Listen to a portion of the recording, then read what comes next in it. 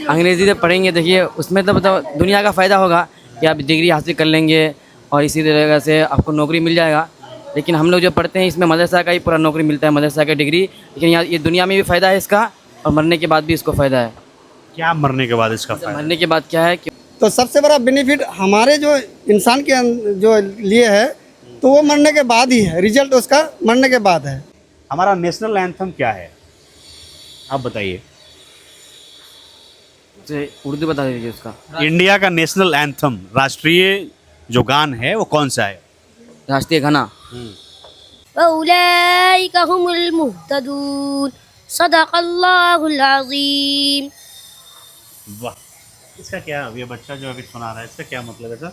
इसका तो मतलब हम लोग भी नहीं बता पाएंगे, ये अरबी ज़बान है, ये अच्छा। अरब की ज़बान बोलिए, लैंग्वेज है।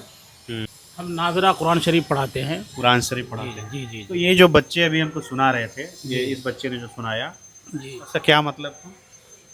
मतलब तो हम लोगों को भी इतना मालूम नहीं है। ये तो माट साहब आप जो पढ़ा रहे हैं उसका मतलब आपको नहीं पता नहीं, हम लोगों को भी पता नहीं है। है?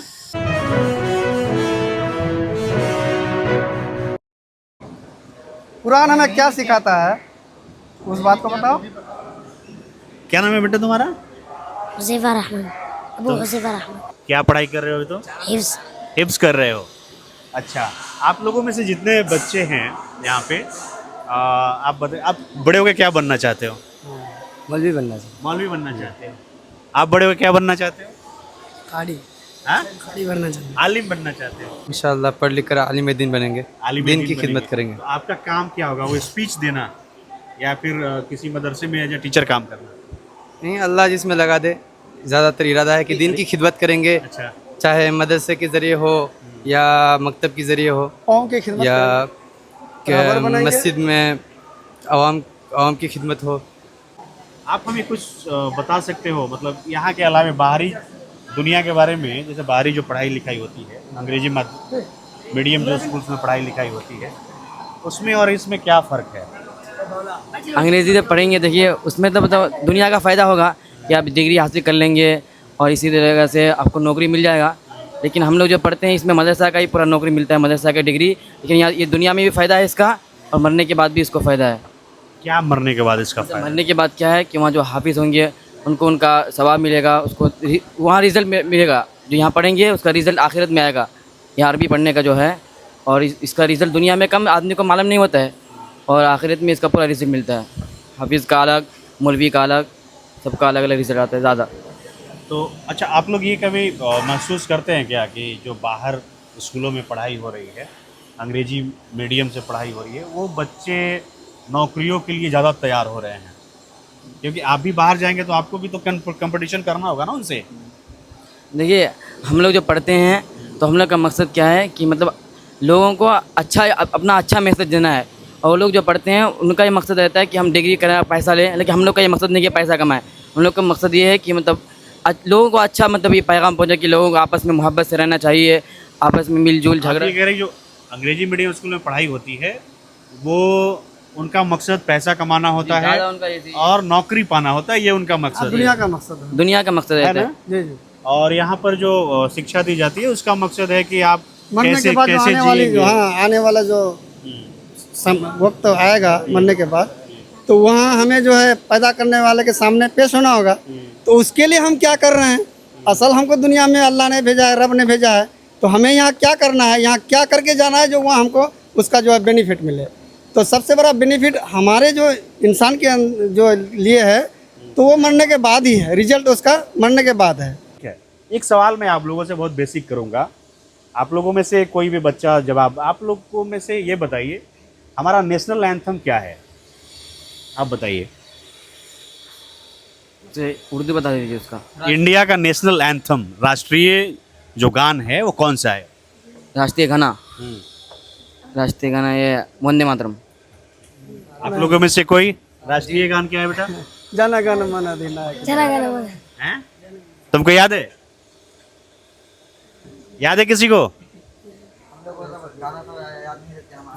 क्या याद रहता नात है? नात नात याद रखते हैं। आप लोगों में से कोई नेशनल एंथम सुनाएगा? कोई? जनगण मन अधिनायक जय, याद है किसी को? जन गण मन, 2 लाइन ही कोई सुनाओ। सुनाओ भाई सुनाओ। चलिए थोड़ा और मदरसा घुमाइए हम लोग को। चलो भाव चलो, अरे क्या नाम है बेटा तुम्हारा? रास्ता में चलो। हैं?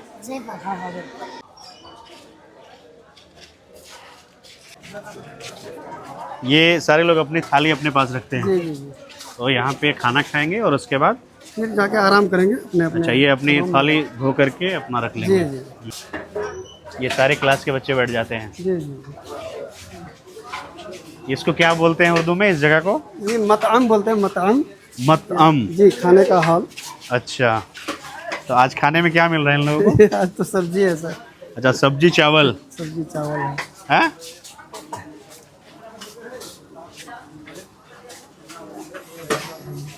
और तुम्हारा खाना हो गया? इधर आओ, इधर जाओ। क्या खाया तुमने? इधर आओ, इधर आओ, इधर। बताओ, शर्माते हो क्या खाया? इधर आओ। क्या नाम है तुम्हारा? नूर हसन। क्या खाया है अभी? चावल, दाल और आलू सब्जी। सोयाबीन की सब्जी, आलू सोयाबीन की सब्जी। बाकी दिनों पे क्या मिलता है? गोश्त मिलता है, कल फिर अंडा मिलेगा। अच्छा, अलग अलग ये है डेली आपका जी, बदला वो हुआ? मेनू है, मतलब कभी सब्जी, कभी हरी सब्जी, कभी मतलब और बदल बदल करके। जी, जी। तो आज का जो मेनू है चावल और सोयाबीन आलू की सब्जी है और दाल है। और फिर शाम में क्या रहेगी? वही सब्जी रहेगी, वही सब्जी रहेगी। कभी अंडा उंडा मिल जाता है, बाकी सब्जी। अच्छा, यहाँ क्या बनेगा शाम में? चावल सब्जी। अच्छा, हरा सब्जी शाम में बनेगा। और रोटी की चावल? अच्छा, रोटी भी चावल भी। चलिए चलिए चलिए आइए। तो थोड़ा क्लासरूम हम लोग देख सकते हैं क्या कोई? मतलब उसमें बैठने की व्यवस्था कैसी है? तो ये यहाँ पे जो टीचर हैं वो बैठते होंगे, जी जी हाँ? जी, और यहाँ पे स्टूडेंट बैठ जाएंगे। स्टूडेंट बैठते हैं। मान लीजिए हम स्टूडेंट ही हैं, जी बैठ गए, हाँ? जी, अच्छा माहौल है। चलिए, क्या नाम ये है? भी हिफ्ज करता है। हाँ? एहसान, प्लेट रख के आओ फटाफट। अरे इससे भी तो छोटा है। इधर इधर आ जाओ। कौन है? अच्छा, पढ़ाई चल, खाना खा रहे थे सर। अच्छा, क्या नाम है बेटा तुम्हारा? सन हसन। कितनी उम्र है तुम्हारी? 8.5। क्या नाम है पापा का? हबीब शालम।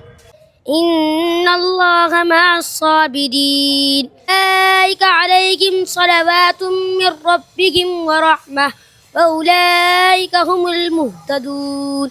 सदक़ल्लाहुल अज़ीम। वाह, इसका क्या, ये बच्चा जो अभी सुना रहा है, इसका क्या मतलब है सर? इसका तो मतलब हम लोग भी नहीं बता पाएंगे, ये अरबी जबान है, ये अच्छा। अरब की जबान बोलिए, लैंग्वेज है। आप यहाँ पे एज ए टीचर हैं सर? 2 मिनट आएंगे। आप कौन सा सब्जेक्ट पढ़ाते हैं यहाँ पे? हम नाजरा कुरान शरीफ पढ़ाते हैं। कुरान शरीफ पढ़ाते हैं। जी जी तो ये जो बच्चे अभी हमको सुना रहे थे, ये इस बच्चे ने जो सुनाया, जी। इसका क्या मतलब था? मतलब तो हम लोगों को भी इतना मालूम नहीं है, लेकिन ये है कि वो मास्टर साहब जो बोले, मास्टर नाजिम साहब, कि वो अरबी दर्जात में जाने के बाद वो जो है उसका मतलब मीनिंग और उसका तर्जमा और उसका जो है क्या तशरीह है, तफसीर है, वो सब कुछ जान जाते हैं। तो आपने भी जैसे कुरान में जो बातें लिखी गई हैं वो तो अरबी में है ना? जी, अरबी में। तो आपने भी सब कुछ उसको याद कर लिया होगा, जैसे इन बच्चों ने जैसे हिफ्स कंप्लीट की, तो उसका आप मतलब नहीं जान रहे हैं? मतलब जो हाफिज़ होता है तो हाफिज़ रट लेता है सिर्फ, उसका मतलब, उसका तशरीह, उसका तफसीर, उसका मानी वो नहीं जानते। जो बच्चे अरबी दर्जात में जाते हैं उन्हीं बच्चों को मालूम होता है कि इसका मानी क्या है, इसका मतलब क्या है, वही लोग कहेंगे। ये तो मास्टर साहब आप जो पढ़ा रहे हैं उसका मतलब आपको नहीं पता? नहीं, हम लोगों को भी पता नहीं है, हैं? बस कुरान ये है कि कुरान पढ़ने जानते हैं, कुरान को याद किए हैं, बस कुरान दूसरे को पढ़ाते हैं, दूसरे को मतलब उसका मतलब ज्ञान देते हैं, वही करते हैं। बाकी उसका इतना हम लोगों को भी मालूम नहीं है कि क्या मतलब है, लेकिन हाँ इतना यह है कि मतलब बाज़ लफ्ज़ जो आता है तो समझ जाते हैं कि भाई ये कहना चाहते हैं, लेकिन पूरी जानकारी हम लोगों को भी नहीं है। नहीं, तो इस बच्चे ने, जो छोटे बच्चे ने उतनी लाइन सुनाई मुझे, 8-10 लाइनें होंगी, उसमें एक भी लाइन का आप मतलब नहीं बता सकते हमें? जैसे या अय्युहल्लज़ीना आमनू, ए ईमान वालो, या अय्युहल्लज़ीना आमनुस्तईनु बिस्सब्रि वस्सलाह, ए ईमान वालो, ईमान और सब्र के साथ तुम काम करो, इसका मतलब ये है। लेकिन इसका पूरा चलिए शुक्र है आप इतना तो पूरा बताएं। पूरा तर्जमा जो है हाँ? वो जिसको आलिम कहते हैं, जिसको ये मौलवी कहते हैं, इसका कोर्स होता है 9 साल का कोर्स होता है, वही बता पाएंगे पूरा बिल्कुल ए टू परफेक्ट तर्जमा। अच्छा, ये जो बच्चे जो जितने मदरसे में हैं, ये एक तरह के कपड़े पहनते हैं, जैसे पैजामा कुर्ता या टोपी पहनते हैं, थोड़ा इसका क्या कॉन्सेप्ट है? जैसे ये बच्चा आ रहा है, जी इसने पैजामा कुर्ता पहन रखा है, टोपी पहन रखा है, मतलब तो एक ही कलर ये यूनिफॉर्म है क्या यहाँ का? यूनिफॉर्म हुआ, इस्लामिक यूनिफॉर्म है ये। अच्छा, और कुछ मदरसे वाले भी अपना मदरसे के तरफ से यूनिफॉर्म का इस्तेमाल करते हैं, तो ऐसा भी है। तो ये जो छोटे बच्चे जो टोपी पहनते हैं, इसका टोपी पहनने के पीछे का क्या मकसद है? इसका रीज़न ये है कि सर हमारे जो प्रोफेट मोहम्मद सल्लल्लाहु अलैहि वसल्लम इस दुनिया में आए, तो आप सल्लल्लाहु अलैहि वसल्लम ने इसको अपने उम्मत को बता के गए, अपने लोगों को बता के गए, अपने पैरोकारों को, कि भाई किस तरह से ज़िंदगी बसर करनी है, किस तरह से लाइफ अपना जो है गुजारनी है। तो उसके लिए हमें टोपी पहनने की मतलब ये नसीहत किए हैं कि इससे जो है, इसी को सुन्नत रसूल कहते हैं।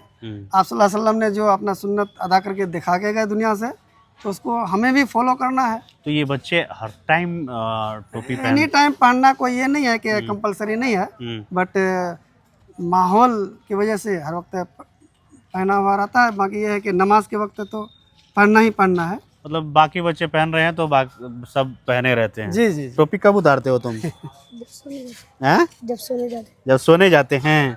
टोपी क्यों पहनते हो? क्यों पहनते क्यों हो? पहनते हैं? नबी की सुन्नत है, बोलो। वाह, सारे लोग टोपी पहनते हैं। हैं?